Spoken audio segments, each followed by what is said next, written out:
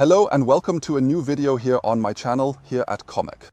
Today in this video I want to show you how I build a fire barrel out of an old steel drum.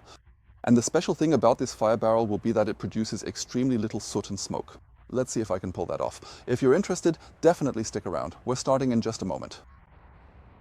Summer is slowly coming to an end and the evenings are already getting really chilly and cold.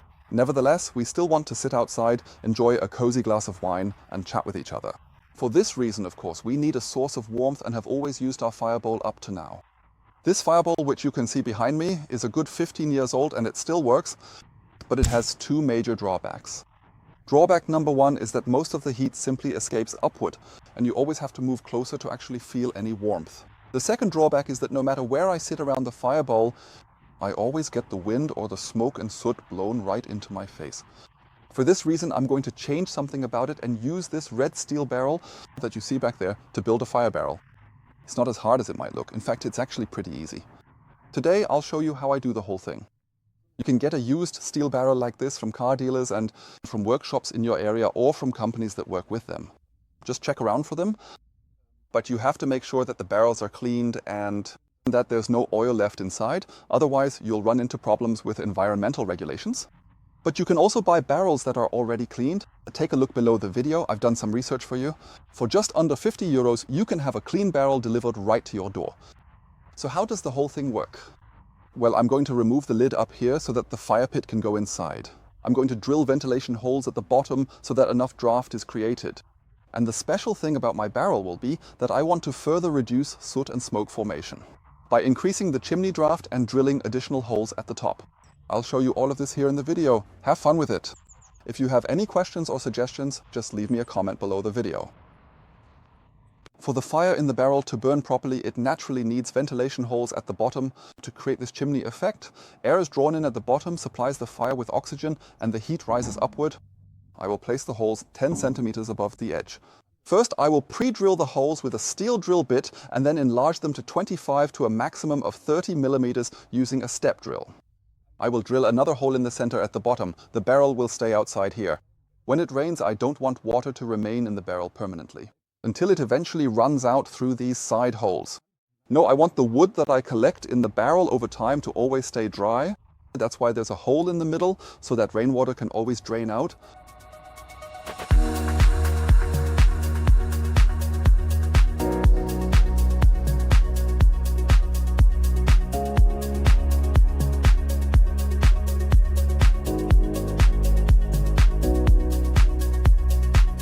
I drilled the holes 10 centimeters above the edge.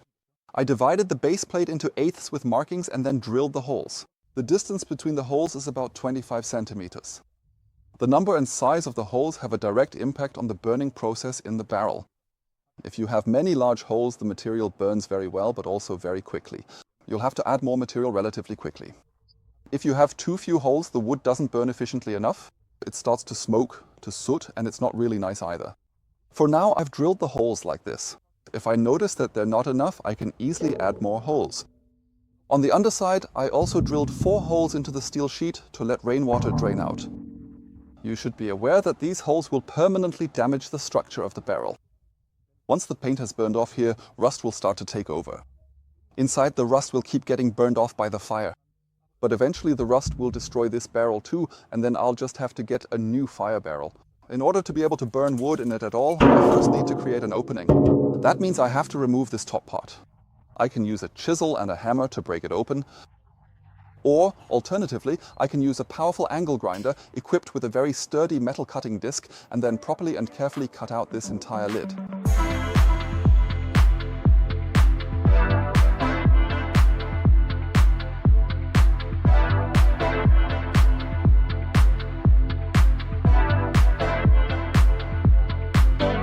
I've cut off the lid of the fire barrel. The inner area still has some burrs.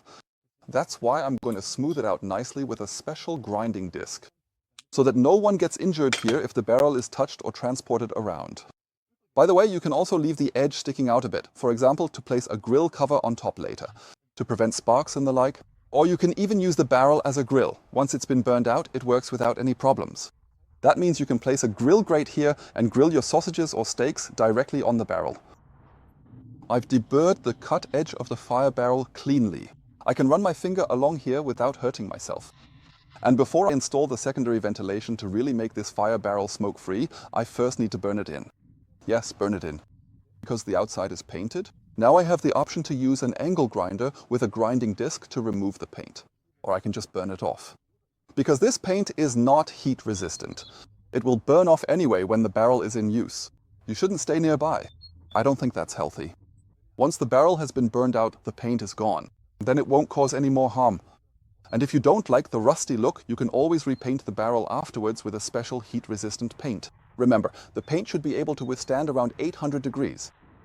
The fire barrel is now almost completely burnt clean, and the warmth is clearly noticeable. All the way up to here, even in the lower area, it's pleasantly warm. You can sit in front of it without being kissed by the flames.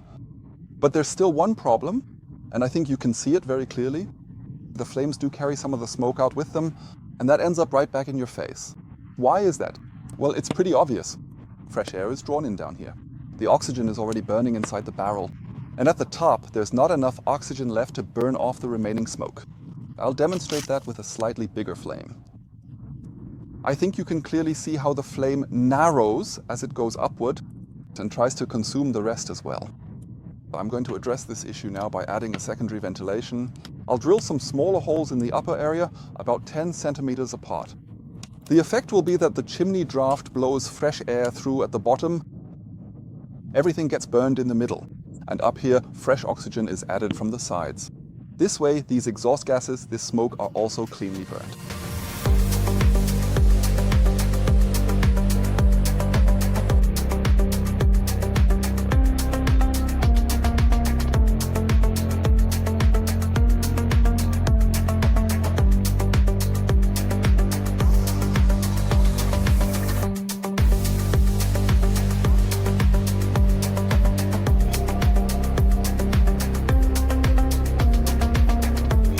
And with that, I'm already done with my fire barrel project. Without much fuss, I turned this old steel drum into a fire barrel, where you can sit comfortably in the evening to warm yourself. Thanks to the additional holes I drilled up here, the smoke production has noticeably decreased. I hope you were able to see that clearly in the video. This fire barrel doesn't cost much overall. You can get it done for under 100 euros. If you want to know where to get such a barrel, the materials and the tools you might need, then take a look below the video in the description. There, I'll link you to my sources. Besides that, I'm curious, what do you think about a fire barrel like this? Do you maybe have one yourself? What tips can you give me? Leave a comment under the video in the comment section. While you're down there, give my video a like. Subscribe to my channel so you can keep seeing all my videos and don't miss anything. Thank you for watching. See you in the next video. Take care. Bye.